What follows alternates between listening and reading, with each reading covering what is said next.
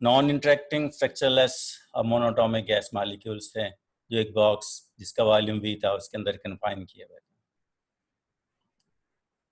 Canonical example में हमने जो गैस मॉलिक्यूल कंसिडर किए दैट वर स्ट्रांगली इंटरेक्टिंग, उनको हमने एक बॉक्स जिसका वॉल्यूम V था उसके अंदर कन्फाइन किया हुआ था, उसकी तादाद n रखी थी।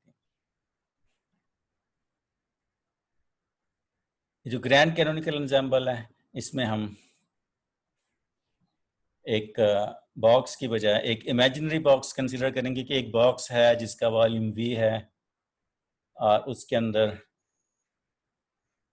पार्टिकल्स हैं, पार्टिकल की तादाद n है, n की वैल्यू क्या है वो अननोन, यानी उसमें क्योंकि बॉक्स इमेजिनरी है तो बाहर से भी एक दूसरे साइडों से इसमें पार्टिकल्स उस बॉक्स के अंदर आ भी सकते हैं और उस बॉक्स से जा भी सकते हैं, जिसकी वजह से बॉक्स की तादाद में नंबर ऑफ पार्टिकल की जो तादाद है, नंबर ऑफ पार्टिकल्स है n, वो कांस्टेंट नहीं रहेगा। n की वैल्यू कम भी हो सकती है, n की वैल्यू ज़्यादा भी हो सकती है। यानी इस केस में अब ना तो नंबर ऑफ पार्टिकल्स फिक्स रहेंगे और ना ही टोटल एनर्जी जो है वो फिक्स रहेगी, क्योंकि एनर्जी भी एक्सचेंज हो सकती है इस केस में भी क्लोज्ड की तरह।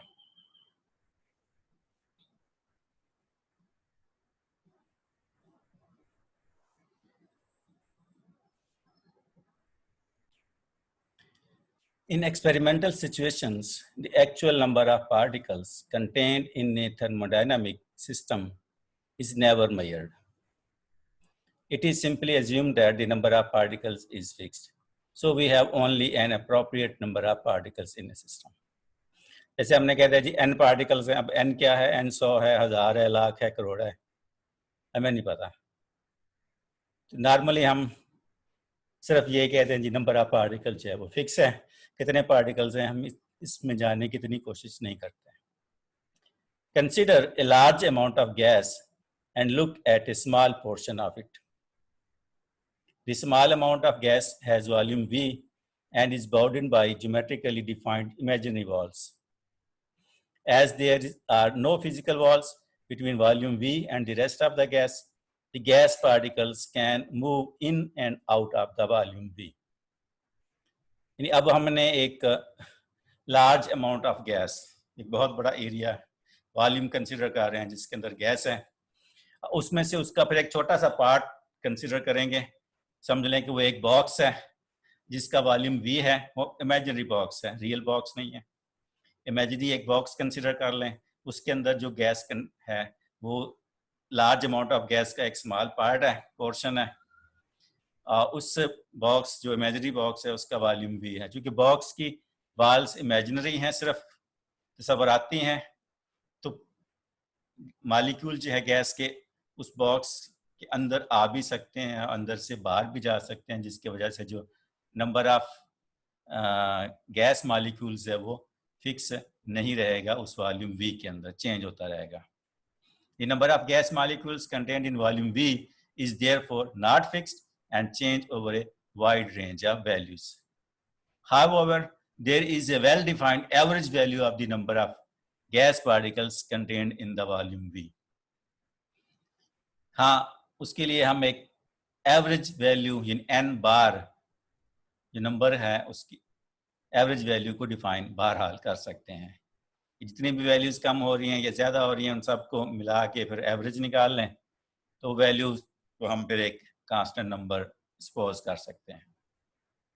अदरवाइज क्योंकि बॉक्स इमेजिनरी है जिसका वॉल्यूम V है तो उसमें नंबर ऑफ मॉलिक्यूल जो है वो कम भी हो सकते हैं और ज़्यादा भी हो सकते हैं, तो नंबर ऑफ मॉलिक्यूल्स फिक्स नहीं रहेंगे, कांस्टेंट नहीं रहेंगे। और ये ओपन सिस्टम में ऐसा ही होता है कि नंबर ऑफ जो एटम्स या मॉलिक्यूल्स हैं वो कांस्टेंट नहीं रहते, चेंज होते रहते हैं, और साथ ही साथ एनर्जी भी उनकी चेंज होती रहती है। We can extend the canonical ensemble formulation to the case in which each member of the ensemble is a physical system characterized by a set of variables n, v, ei. Ei is a function of n and v in number of particles and volume V, where n is the number of particles in a system and is different from one system to another, and V is the volume of the container, and E is a function of number of particles, and volume is the energy eigenvalue of the system. कि canonical ensemble में हमने कहा था कि एक system है जिसको एक बॉक्स के अंदर बंद किया हुआ है, उसमें n number of particles fix हमने रख दिए हैं, और उसको एक ओवन जिसका टेम्परेचर T था उसके अंदर रखा था. अब उसी को हम एक्सटेंड करेंगे क्योंकि उसमें जो है वो एनर्जी को चेंज होने की गुंजाइश थी. यहाँ भी एनर्जी को चेंज होने की गुंजाइश मौजूद है. एनर्जी कम ज़्यादा हो सकती है क्योंकि ये ओपन सिस्टम है, क्योंकि नंबर ऑफ पार्टिकल्स भी यहाँ तो कम ज़्यादा हो सकते हैं क्योंकि यहाँ पे बॉक्स की कोई रियल वॉल्स नहीं है, तो उन इमेजिनरी वॉल से पार्टिकल्स उसमें बॉक्स में आ भी सकते हैं और जा भी सकते हैं. तो इसकी वजह से एनर्जी की भी आप बहुत सारी वैल्यूज ई आई, ये भी फिर दो चीज़ों पे डिपेंड करेगा, नंबर के ऊपर भी, नंबर कम होने से भी, क्योंकि एनर्जी जो टोटल एनर्जी तमाम पार्टिकल्स को शो करती हैं. नंबर ऑफ पार्टिकल बढ़ेंगे तो एनर्जी भी बढ़ जाएगी, नंबर ऑफ पार्टिकल कम होंगे तो एनर्जी भी कम हो जाएगी. और इस तरह से अगर वॉल्यूम को आप बढ़ा दें तब एनर्जी, यानी उसका मतलब है कुछ वॉल्यूम में ज़्यादा मॉलिक्यूल्स आ जाएंगे तो एनर्जी ज़्यादा हो जाएगी. इस तरह से वॉल्यूम अगर कम कर दें तो वॉल्यूम कम पार्टिकल्स होंगे, एनर्जी कम हो जाएगी. तो एन और बी ई आई उन दोनों पे डिपेंड करती है, नंबर पे भी, नंबर ऑफ मॉलिक्यूल्स या नंबर ऑफ पार्टिकल्स, और volume of the imaginary box, दोनों चीज़ों पे. In order to define the boundary conditions, we have to fix the volume. हमें वॉल्यूम को लाजमी तौर पे फिक्स करना है और फिर बाउंड्री कंडीशंस भी हमें बतानी है. अदरवाइज जो है वो फिर हम जो है अपनी वो जो क्या है बाउंड्री कंडीशंस वाली केस अप्लाई नहीं है, हमें नहीं पता होगा कि स्टार्ट क्या है एंड क्या है, या इनिशियल वैल्यूज क्या है, फाइनल वैल्यूज क्या है. ये number of particles together, boundary conditions and number of particles n together will define the all possible eigenvalues ei of the system Hamiltonian. Hamiltonian आपने पढ़ा हुआ है, ये जी sum of the kinetic energy and potential energy को represent करता है. Classical mechanics में kinetic energy plus potential energy is the Hamiltonian function.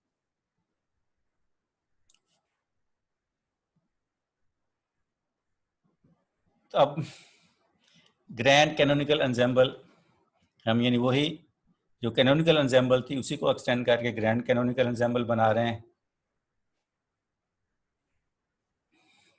Suppose that there is a physical system which is made up of a huge number of particles contained in a huge box and isolated from the rest of the universe. या again जो particles हैं ये strongly interacting है, उनका तादाद जो है number उनका वेरी वेरी ह्यूज है, यानी करोड़ों अरबों खरबों में है. और जो बॉक्स है वो भी बहुत बड़ा बॉक्स है, ह्यूज बॉक्स है, और इसको हमने उस बॉक्स को आइसोलेट कर दिया from the rest of the, बाकी दुनिया से उसको, उस बहुत बड़े बॉक्स को हमने जो है वो आइसोलेट कर दिया, अलहदा कर दिया.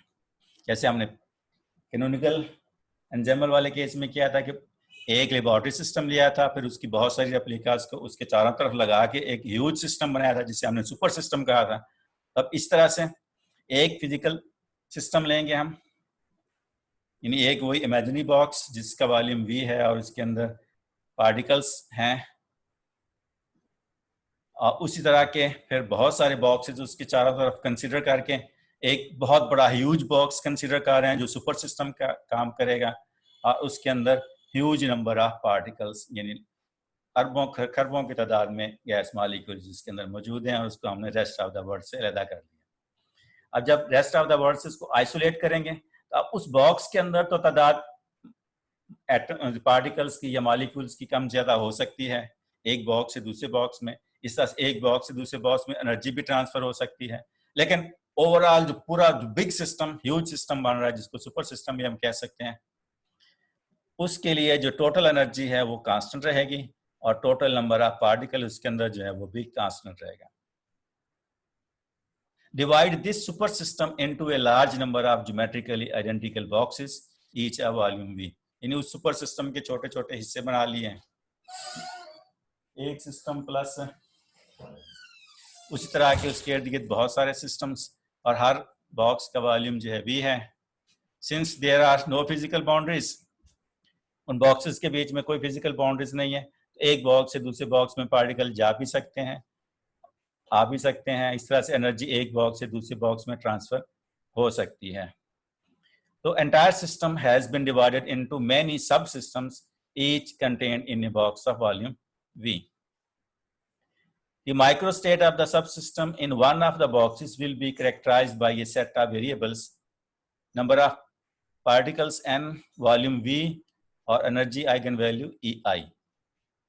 If we suppose one of the systems in the supergas to be real system in the laboratory, the remainder can be regarded as heat and particle reservoir, कि एक बॉक्स को जो हम कंसीडर कर रहे हैं जिसमें n पार्टिकल्स हैं, v उसका वॉल्यूम है, एनर्जी EI है, उसको हम लेबोरेटरी सिस्टम कह सकते हैं। और बाकी जो इसी तरह के इसके इर्द गिर्द जो सिस्टम इस तरह के बॉक्सेस हैं उसको हम हीट एंड पार्टिकल रिजर्वायर का नाम दे सकते हैं।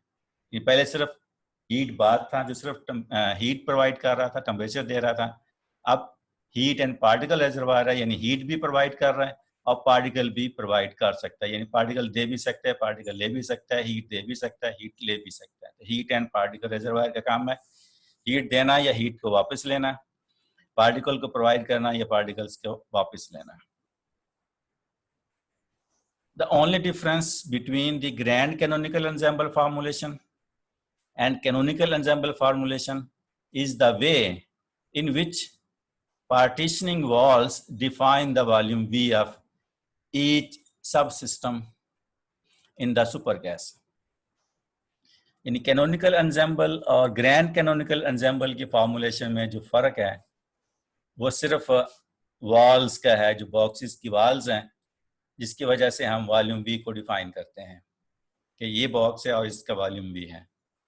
यानी कैनोनिकल में रियल वॉल्स हैं जिसकी वजह से पार्टिकल एक बॉक्स से दूसरे बॉक्स में नहीं जा सकते, लेकिन यहाँ पे इमेजिनरी वाल्स हैं, सिर्फ तस्वुराती वाल्स हैं, तो इसलिए एक बॉक्स से दूसरे बॉक्स में पार्टिकल्स भी जा सकते हैं, एनर्जी भी लेकिन वहाँ कैनोनिकल में बॉक्स के जो वॉल्स थी उसके थ्रू एनर्जी तो ट्रांसफर हो सकती थी शॉर्ट रेंज एरिया में, लेकिन यहाँ पे एनर्जी के साथ साथ पार्टिकल्स भी ट्रांसफर हो सकते हैं। यही फ़र्क है।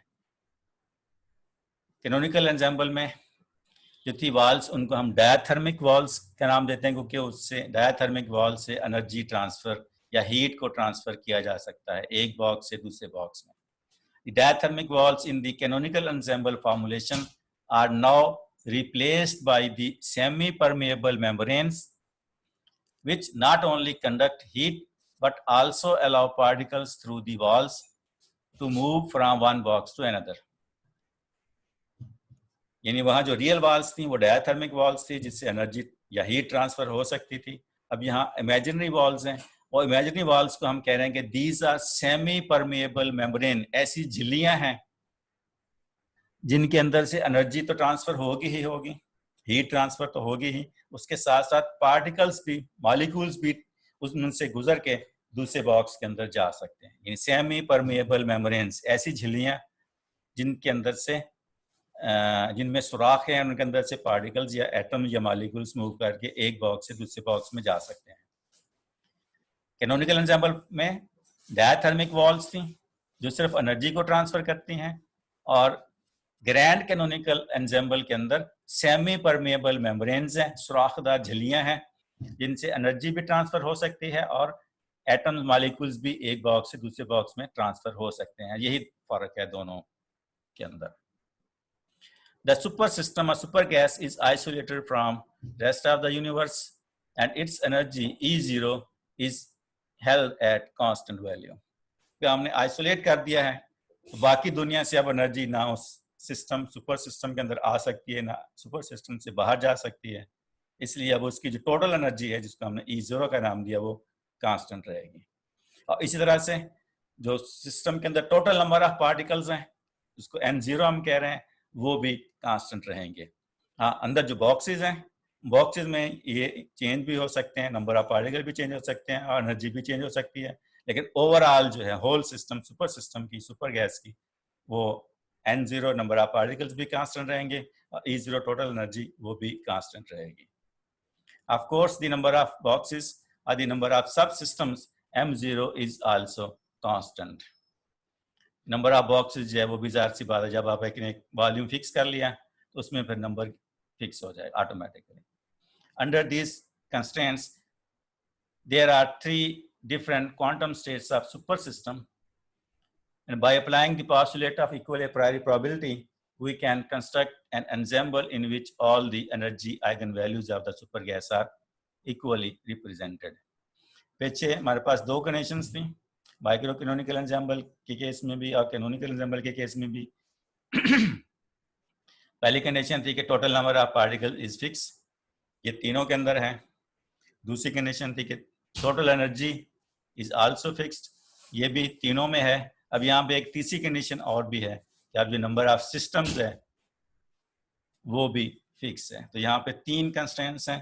Total energy equal to n not constant, total number of particles equal to n naught constant, total energy equal to E naught constant, and total number of systems M0 also constant.